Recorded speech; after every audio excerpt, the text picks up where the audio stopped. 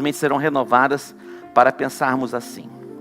Mas graças a Deus, todas as quartas-feiras deste mês, nós estamos ministrando já a série, desde o mês passado. Ele veio para libertar os cativos. Ele veio para libertar os cativos. E a Bíblia diz: se o Filho vos libertar, verdadeiramente sereis livres. Interessante porque Jesus falou a respeito deste tema e os fariseus estavam ouvindo. Eles disseram: nós somos filhos de Abraão. Nós não somos cativos, nós somos filhos. Eles eram filhos de Abraão, mas eles estavam cativos.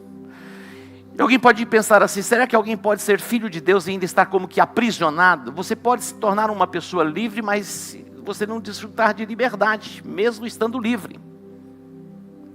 Libertação, existe uma diferença entre libertação e ser livre. A nação de Israel, quando eles foram tirados do cativeiro, ali quando eles estavam no Egito, eles estavam debaixo do cetro da dominação de Faraó. Faraó é uma figura, um tipo do diabo mesmo, Satanás, que oprimia a nação de Israel, o povo de Deus. E quando Deus levantou um libertador, Moisés, também é uma figura, um tipo de Cristo, que veio para libertar o povo, levar o povo para a terra prometida, a terra de Canaã, a terra que manava leite e mel. E eles saíram do Egito, passaram por um deserto, e cerca de 40 dias, mais ou menos, era suficiente para que eles chegassem no limiar da terra, para entrar na terra. Imagina, uma caminhada de 40 dias pelo deserto, era tempo suficiente para que eles fizessem a travessia e entrassem na terra prometida, na terra de Canaã. Mas essa travessia durou 40 anos. 40 anos, imagina. Aquilo que poderia ser resolvido em 40 dias, demorou 40 anos. E todos aqueles que saíram do Egito, todos aqueles homens formados que saíram do Egito, eles pereceram no deserto. Apenas 2, Josué e Caleb, entraram na terra.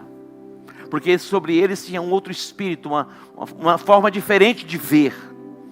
Interessante porque eles foram libertos da escravidão do Egito, mas eles não se tornaram livres na jornada e na caminhada para a terra prometida.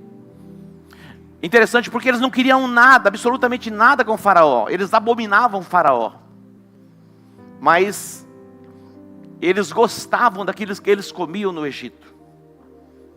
Eles disseram: nós não queremos nada com Faraó, mas nós queremos sim os seus pepinos, os seus melões, os seus alhos, as cebolas.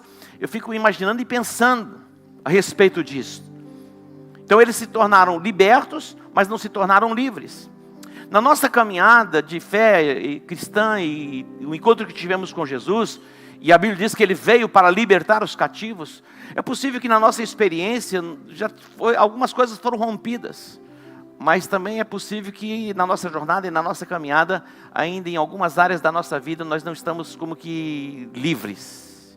E o desejo do coração de Deus é que você seja completamente liberto e também que você seja livre. Você está entendendo? É muito importante você saber, você entender e você compreender que Deus deseja que você seja completamente liberto e que você seja livre. Você precisa entender isso. Deus não quer você cativo, Deus não quer você aprisionado. Na verdade, Deus não deseja, Ele não quer que você viva nem 1 milímetro aquém da obra perfeita da redenção e o preço que Ele pagou por você, através de Jesus Cristo, na cruz do Calvário. No Evangelho de João, no capítulo 10, versículo 10, João 10, 10, diz que o ladrão, ele vem com uma missão: roubar, matar e destruir. É o que diz do texto. O ladrão vem somente para roubar, matar e destruir. Mas Jesus disse: eu vim para que vocês tenham vida e vida em abundância. Então, aqui nós já estamos vendo e percebendo qual é o pensamento de Deus e o desejo do coração de Deus para as nossas vidas. Jesus, ele disse, o ladrão, que é o diabo, ele veio com a missão: roubar, matar e destruir. Mas eu vim para que vocês tenham vida e a tenham em abundância. João, ele escreve na primeira carta, no capítulo 3, versículo 8, que para isso se manifestou o Filho de Deus, para desfazer as obras do diabo. É o final do versículo. Mas a primeira parte do versículo diz: aquele que pratica o pecado procede do diabo, porque o diabo vive pecando desde o princípio. E alguém pode perguntar: apóstolo, o que é pecado? Pecado é quando você erra o alvo. Isso é pecado. Você transgride aquilo que está estabelecido na palavra. O texto está dizendo: aquele que pratica o pecado procede do diabo, porque o diabo vive pecando desde o princípio. Mas graças a Deus, a segunda parte diz: para isto se manifestou o Filho de Deus, para destruir as obras do diabo. Graças a Deus. Para isto se manifestou o quê? O Filho de Deus, para desfazer as obras do diabo. Aquele que veio roubar, matar e destruir. Jesus veio para destruir as obras do diabo. E diz que o diabo peca, vive pecando. Aquele que vive pecando pertence a quem? Ao diabo. Mas para isso se manifestou o Filho de Deus, para desfazer as obras do diabo. E a Bíblia diz que aquele que nasceu de novo não vive pecando e o maligno já não lhe toca. Olha só, todo o processo de libertação, quando nós passamos por este processo, estamos libertos, o pecado já não tem mais domínio sobre as nossas vidas. Somos completamente libertos e livres. Mas tudo passa pelo entendimento, pela compreensão e pela revelação da palavra. Abra a sua Bíblia comigo, no livro do profeta Isaías. Isaías capítulo 5, versículo 13. Isaías capítulo 5, versículo 13. Olha o que o profeta escreve. E é o próprio Deus falando através do profeta Isaías. E ele diz: portanto, o meu povo será levado cativo por falta de entendimento. O meu povo será levado cativo por falta de entendimento. Os seus nobres terão fome e a sua multidão se secará de sede. O meu povo será cativo por falta do entendimento. Não tem a compreensão da palavra de Deus. Se existe alguma área na sua vida que você se sente ainda cativo e aprisionado, é pela falta do entendimento. Eu escrevi este livro: a luz que me salvou, me libertou e me faz prosperar. A luz que me salvou, me libertou e me faz prosperar. Existe uma diferença entre o conhecimento e o entendimento, e a revelação. O conhecimento são informações. E é importante termos a informação. Quando nós citamos o Salmo 23, por exemplo, se eu perguntar para vocês, grande parte da igreja vai falar o Salmo 23 de cor. O Senhor é o meu pastor. Aí, ó, pelo menos meia dúzia já sabe. O Senhor é o meu pastor, nada me faltará. Deitar-me faz em verdes pastos, guia-me mansamente às águas tranquilas, refrigera a minha alma. Diz: ainda que eu andasse pelo vale da sombra da morte, não temeria mal algum, porque tu estás comigo. A tua vara e o teu cajado me consolam. Preparas-me uma mesa perante mim, na presença dos meus adversários. Unge a minha cabeça com óleo, meu cálice transborda. Certamente que a bondade e a misericórdia do Senhor me seguirão todos os dias da minha vida, e habitarei na casa do Senhor para todo sempre. O Salmo 23. Mas não é somente a respeito do conhecimento, é a revelação do que isso representa para nós. Eu escrevi este livro nessa perspectiva. A luz que me salvou, me libertou e me faz prosperar. É o entendimento aberto para compreendermos a obra perfeita da redenção e o que nós podemos viver em Cristo Jesus. Ele está dizendo, no profeta Isaías ele escreve, dizendo: olha, o meu povo está cativo, aprisionado pela falta do entendimento. A Bíblia diz que a exposição da palavra, a exposição traz entendimento. Como é importante nos expormos à ministração e à pregação da palavra de Deus. De repente o entendimento é aberto. Eu me lembro, eu estava numa conferência, éramos milhares de pastores do Brasil. E nessa conferência, o discípulo de Morris Cerullo estava ministrando. E ele ministrou 2 textos, Provérbios 26, 2, como o pássaro no seu vaguear, como a andorinha no seu voo, a maldição sem causa não encontra pouso. E ele conectou esse texto com 1 Crônicas, capítulo 21. Essa ministração eu ouvi, e isso tem quase 30 anos. E ela continua viva dentro de mim, falando o meu espírito. Ele conectou esse texto a 1 Crônicas capítulo 21, quando Satanás incitou o coração de Davi para que ele transgredisse aquilo que Deus havia ordenado. E Davi, quando ele transgride, abriu-se um portal de maldição, 70 mil pessoas morreram em 3 dias. E o profeta vem e confronta Davi, e ele vai à ilha de Araúna, ele oferece um sacrifício, e quando ele ofereceu o sacrifício, a praga cessou em Israel. De repente os meus olhos se abriram, e aquilo ali foi uma libertação na minha vida, e veio uma libertação sobre toda a igreja, pelo entendimento e pela revelação. A exposição da palavra abre o nosso entendimento, e quando abre o entendimento, você se torna completamente liberto. É tão extraordinário estarmos atentos àquilo que Deus está falando e ministrando aos nossos corações. Uma palavra liberada do altar pode trazer luz e entendimento, seja qual for a área da sua vida, e você pode ser liberto, você pode ser curado, você pode ser restaurado. Porque nós não estamos aqui em um encontro motivacional, nós estamos aqui num encontro com Deus, buscando a face do Senhor. Eu estava ali pensando, vendo vocês aqui, chegando ao culto, no momento do louvor, da adoração. Todos nós deixamos as nossas casas e um lugar tão confortável para estarmos em família, muitas vezes debaixo de um cobertor. Eu fiquei imaginando e pensando, Deus, nós não podemos voltar para casa da mesma maneira que chegamos neste lugar. Então é necessário que nós tenhamos um entendimento aberto para que sejamos completamente libertos. Isaías, ele viu a obra da redenção, ele viu a concepção de uma virgem, ele viu Jesus sendo crucificado, ele viu a obra perfeita, a obra consumada, mas ele está dizendo, olha, o meu povo é levado cativo, e continua cativo, pela falta do entendimento. Se nós não compreendermos o que Jesus fez por nós, na cruz do Calvário, nós não desfrutamos. Mesmo que tenhamos toda a informação que Jesus nasceu em Belém, Jesus ele ali morou em Nazaré, é chamado Jesus o Nazareno, ele foi para Galiléia, depois ele foi para Jerusalém, foi crucificado, ele morreu, ele ressuscitou, ele ascendeu aos céus, ele vai voltar. Podemos ter todas essas informações, mas o desejo do meu coração é que você receba luz e revelação da obra perfeita da redenção. O meu povo é levado cativo. Eu fico imaginando e pensando, eu sou o pai, eu tenho meus netos, eu amo as minhas filhas, não amo tanto assim os meus genros, estou brincando, Aldo. Eu estou ficando maduro assim, eu tenho que parar de brincar, não, acaba acreditando, né? Brincadeira, viu, Aldo? O Rubens não está aqui, nem para ouvir. Eu fico imaginando, tudo que eu quero e desejo é que as minhas filhas sejam libertas, livres, na verdade, e os meus netos sempre livres. Agora fico imaginando e pensando, o nosso Deus, o Criador, Deus deseja que você seja completamente liberto. Deus deseja que você seja livre na sua alma, sem nenhuma pendência, sem nenhuma amarra, sem ressentimento, sem mágoa, sem rancores.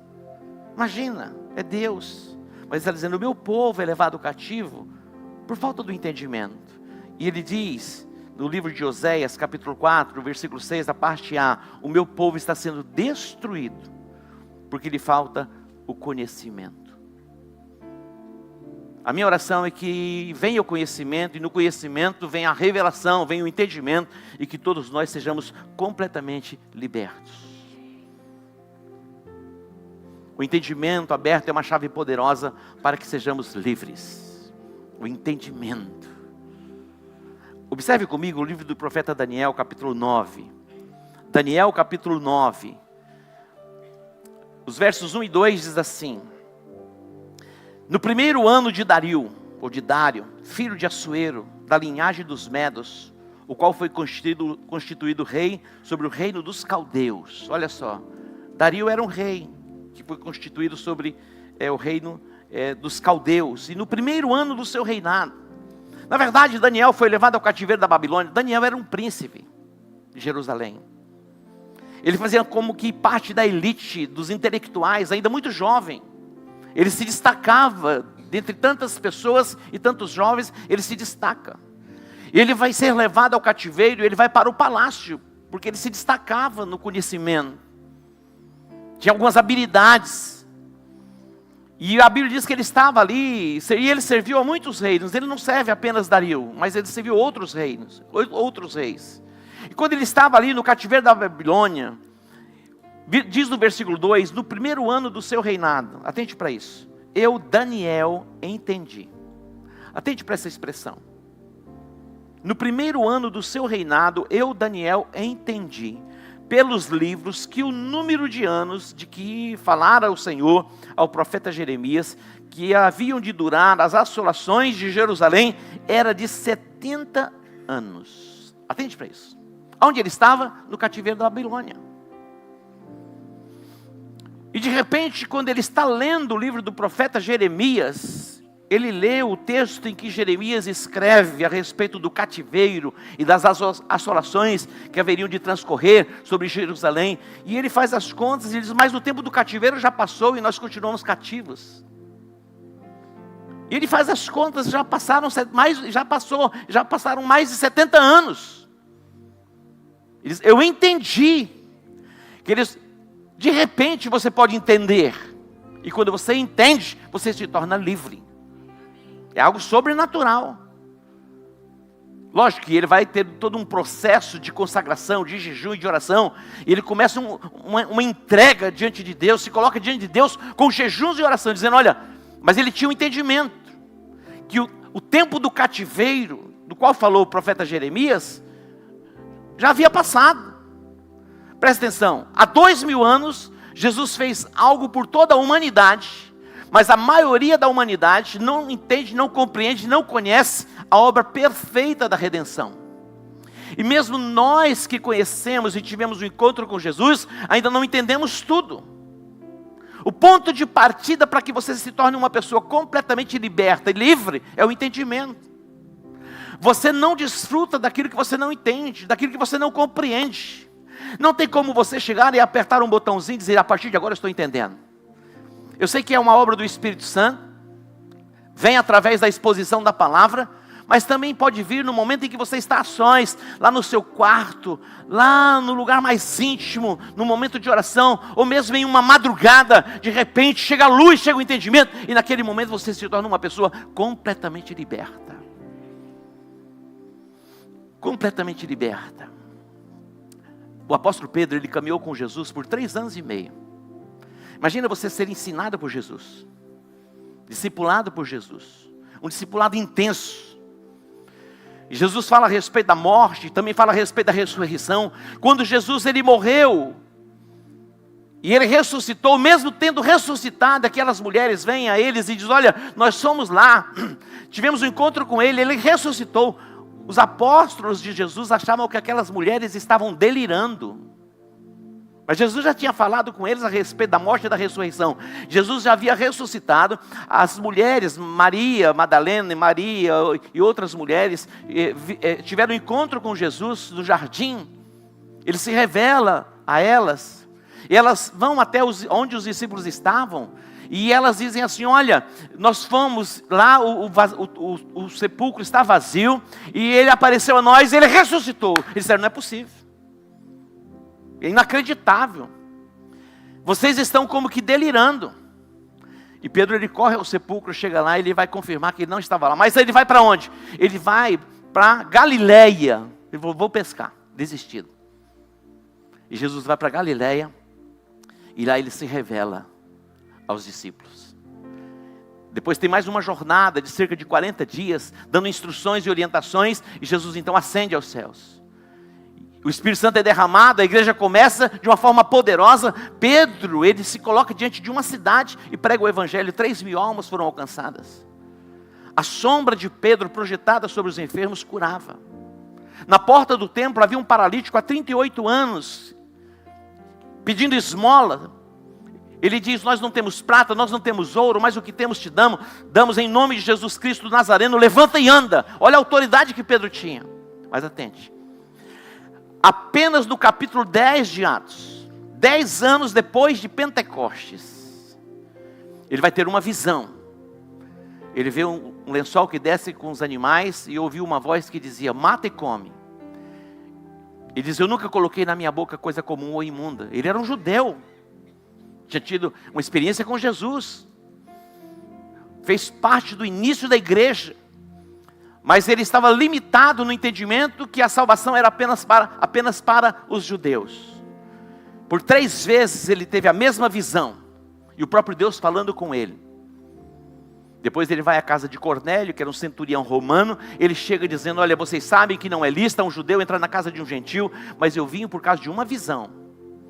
E quando ele começa a falar, começa a pregar, aquelas pessoas que eram incircuncisas, eram gentios, foram cheios do Espírito Santo.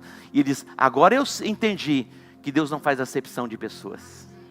10 anos depois. Eu não sei quanto tempo você tem de caminhada, mas nenhum de nós temos o entendimento completo. Porque, meu irmão, se tivéssemos o entendimento completo, eu acho que algumas asinhas já estariam nascendo assim, a gente já estaria voando mesmo. Mas a vereda do justo é como a luz da aurora, que vai brilhando mais e mais até ser dia perfeito. Eu quero profetizar que esse dia está chegando sobre a sua vida. O dia perfeito. O dia perfeito. Mas a Bíblia é tão maravilhosa, ela nos mostra e nos aponta o caminho, para que sejamos renovados no nosso entendimento, para que possamos experimentar qual seja a boa, agradável e a perfeita vontade de Deus. O apóstolo Paulo, ele escreve aos Romanos no capítulo 12, eu quero que você abra esse texto comigo, para você ficar gravado, o texto é importante. Olha o que o apóstolo Paulo diz. Fala sobre o processo para que possamos experimentar o melhor de Deus, é um processo. Deus deseja que você seja completamente liberto. Deus deseja que você seja livre. Agora, existe um processo, pode acontecer de uma forma instantânea, mas também pode acontecer por processo. Eu acredito que num momento você pode se tornar uma pessoa completamente liberta. As cadeias e o jugo podem ser quebrados. Eu acredito nisso. Uma unção poderosa sendo liberada faz de você uma pessoa completamente liberta. Essa semana eu estava vendo um vídeo de um jovem, ele foi vereador no Rio, ele era um policial, ele era um pouco obstinado, meio truculento, e ele confrontou muitas autoridades, cassaram o mandato dele, foi parar no cárcere. E imagina um policial em Bangu 1, Bangu 2, Bangu 3. Meu irmão, quando ele chegou naquele lugar, ele olhava para aqueles homens que tinham 30, 40 pessoas que assassinaram. Ele falou assim, eram como que monstros. As pessoas tinham medo de chegar perto deles. Amedrontava. Homens violentos. Ele falou, eu vi com os meus olhos. A igreja entrou no pavilhão. E quando começaram a ministrar, a adorar e a louvar, aqueles homens violentos que dava medo de chegar perto, se curvavam, choravam, arrependidos, confessando seus pecados. Olha que coisa extraordinária. É o poder de Deus mesmo. Interessante porque a gente olha para algumas pessoas e diz assim, poxa, mas essa pessoa é maravilhosa. E algumas pessoas parece que já nascem assim, né? Parece que são perfeitas. Mas outras não são tão perfeitas assim. Mas mesmo essas que parecem ser tão perfeitas, algumas coisas precisam ser ajustadas e moldadas dentro delas também. Mas não importa. Jesus foi ao encontro de um gadareno, um endemoniado, era uma legião. Cadeias não o detinham. Ele andava pelos sepulcros, pelos montes, apavorava a cidade. Quando Jesus entra naquele território, ele é colocado em liberdade. Então o encontro com Jesus pode mudar todas as coisas. Mas também você que já está em Cristo Jesus, que não experimentou a libertação plena e completa, olha o que o apóstolo Paulo diz. E não vos conformeis com este século, mas transformai-vos pela renovação da vossa mente. Para quê? Para que experimenteis qual seja a boa, a agradável e a perfeita vontade de Deus.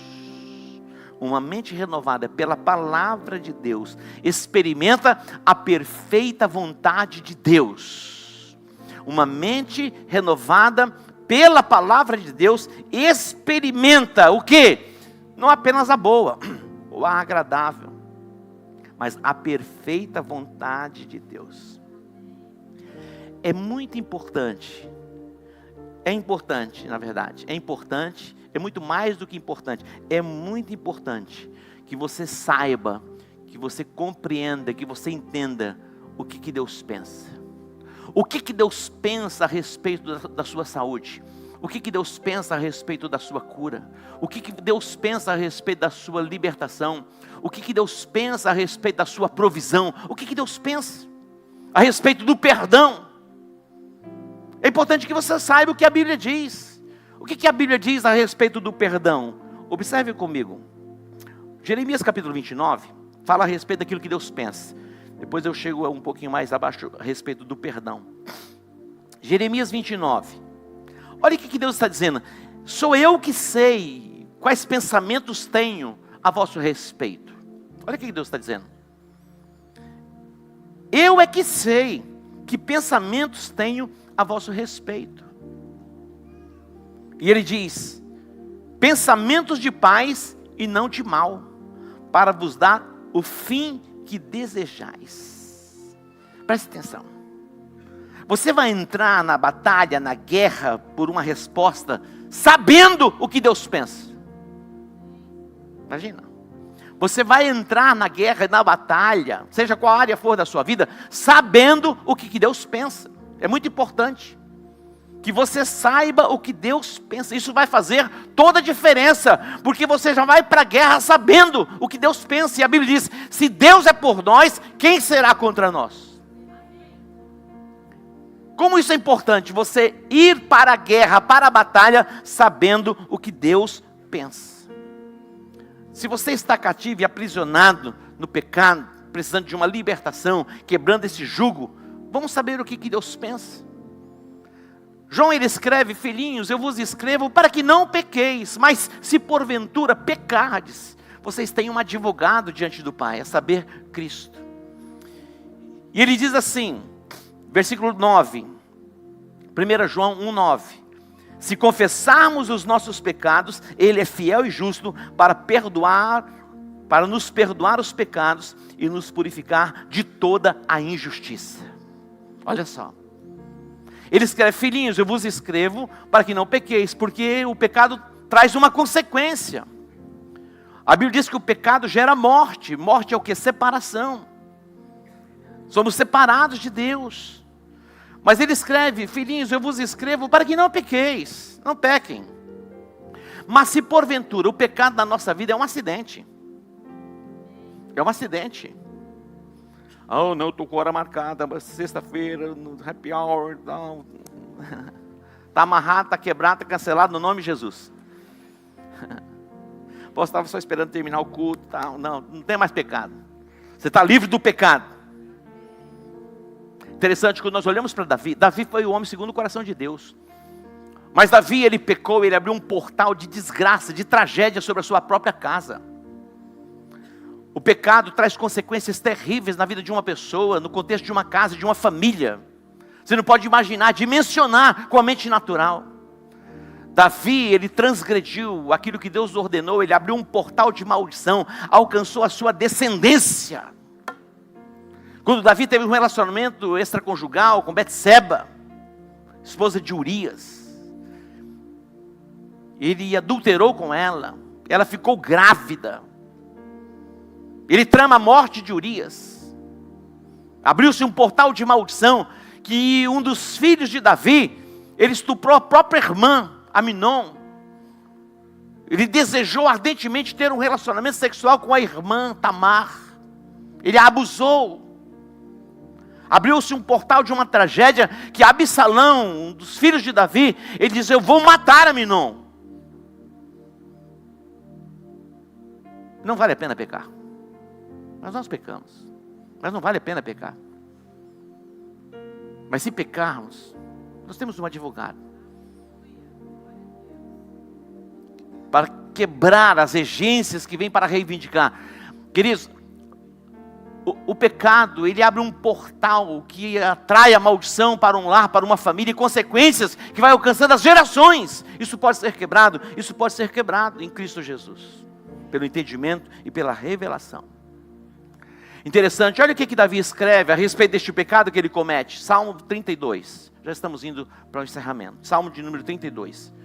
Eu falo assim para aqueles que já estão querendo ir embora, segurar mais um pouquinho a onda. Mas já estamos terminando. Não sai antes de terminar. E só termina quando acaba. É interessante você permanecer até o fim. Sabe aquelas pessoas que vão para um estádio e o time dele está perdendo, e ele está precisando ganhar, e falta 2 minutos, e está perdendo? Vocês se lembram da Libertadores, no Peru? O Flamengo perdendo de 2-0, faltava pouco, já estava na prorrogação, e vai e vira o jogo. Então só saia quando terminar, tá bom? Porque o jogo pode virar no final. Ah, apóstolo, que maravilha. Salmo 32, versículos 3 e 4. Olha o que Davi diz. Enquanto calei os meus pecados, enquanto eu calei, eu ocultei os meus pecados, envelheceram os meus ossos pelos seus constantes gemidos todo dia. Olha só, osteoporose, secou os ossos. Olha só, olha o que aconteceu com Davi.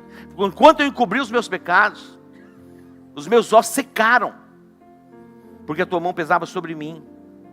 Olha o que ele diz mais: o meu vigor se tornou em sequidão de estio.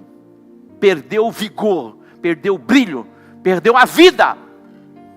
Se tornou em sequidão de estio, como um lugar árido, um lugar deserto. O pecado te leva para um lugar árido. O pecado te leva para um deserto. Davi, ele transgrediu, ele pecou. Imagina as consequências do pecado, quando vem a assolação sobre a sua casa, a reivindicação de demônios sobre a família de Davi. Imagina, quando chega a notícia que o próprio irmão vai abusar da irmã, que o irmão matou o outro irmão. Olha a tragédia. Mas enquanto eu me calei, eu como que não expus os meus pecados, os meus ossos secaram, ele ficou enfermo, ele ficou doente, e o humor, a alegria, e aqui diz o texto, que se tornou em sequidão de estio. No versículo 5 e 6 diz assim: confessei-te o meu pecado, e a minha iniquidade não mais ocultei. Disse: confessarei ao Senhor as minhas transgressões, e tu perdoaste a iniquidade do meu pecado. Sendo assim, todo homem piedoso te fará súplicas, em tempo de poder encontrar-te. Com efeito, quando transbordarem as muitas águas, não a atingirão. Olha que extraordinário. Você pecou, aí é processado no arrependimento. Você se torna uma pessoa livre, e no transbordar das muitas águas, você não vai se afogar, já está liberto. Agora, é muito importante que você entenda e compreenda que a libertação plena, completa, passa por arrependimento. Arrependimento. Eu vou contar uma história. Vou falar do milagre, mas não vou falar do santo. Um dia Deus mostrou um jovem que estava roubando. Mostrou para mim. Mas eu não podia acusá-lo de que ele estava roubando. E eu chamei ele e disse: abre o seu coração comigo. O que está acontecendo? Ele falou: nada. Eu falei: não, tá. Eu falei: abre o coração, eu quero te ajudar. Ele falou: nada, apóstolo, estou bem.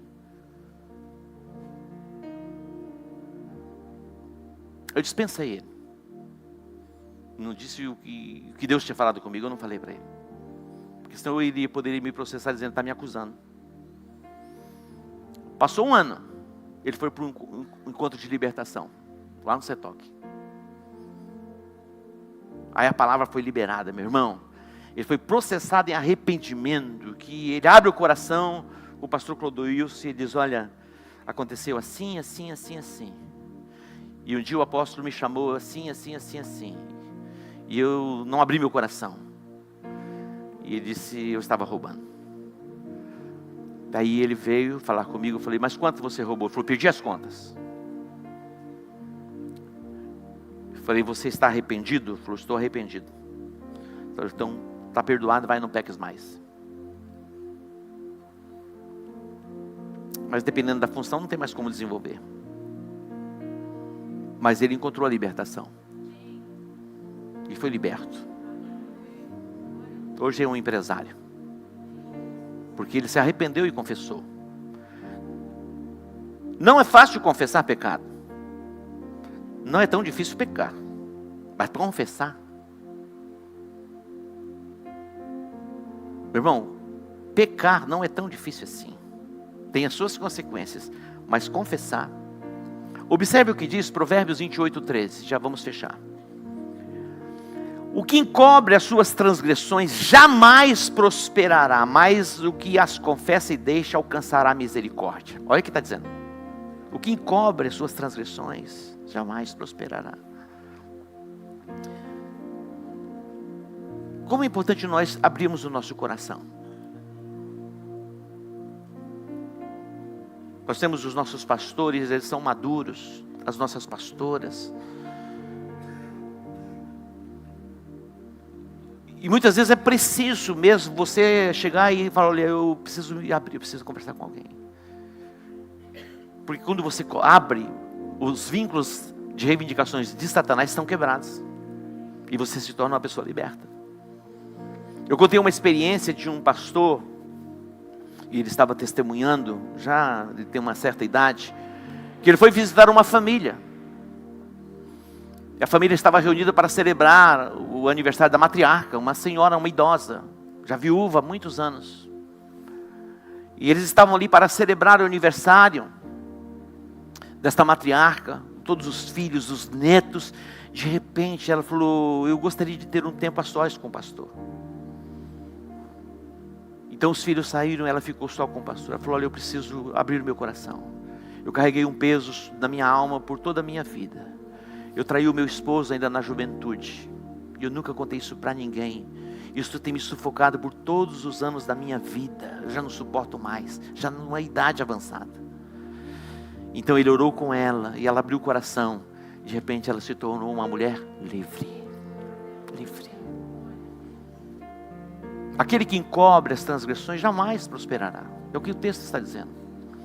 Mas aquele que as confessa e deixa, alcançará misericórdia. Pode vir o louvor. Davi disse, enquanto eu me calei, os meus ossos secaram. Libertação passa por arrependimento. Libertação passa por confissão de pecados.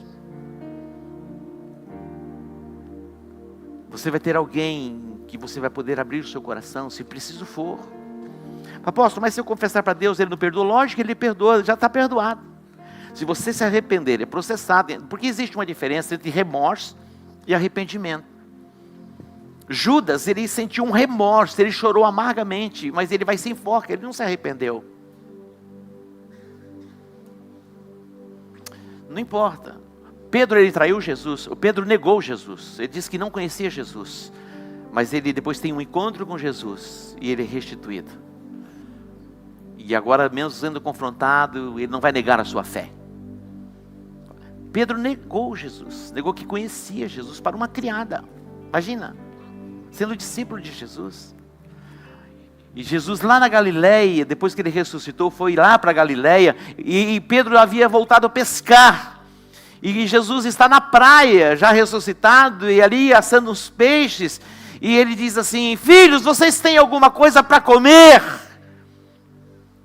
Então eles vêm, quando eles olham, eles reconhecem que é Jesus. E ali Pedro vai ser restituído. Pedro negou Jesus diante de uma fogueira, ali num pátio onde Jesus estava sendo levado para ser crucificado. Quando o galo canta, e Jesus havia dito, olha, antes que o galo cante 3 vezes, você vai me negar. E Jesus, quando o galo cantou e Pedro já havia negado, Jesus olhou nos olhos, ele viu e ele olhou, e Pedro ficou triste e saiu triste. Mas agora lá na Galileia, diante de uma fogueira, ele vai ser restituído. Eu quero dizer para você, Deus tem restituição para você. Deus tem restituição. Hoje é uma noite, uma boa noite,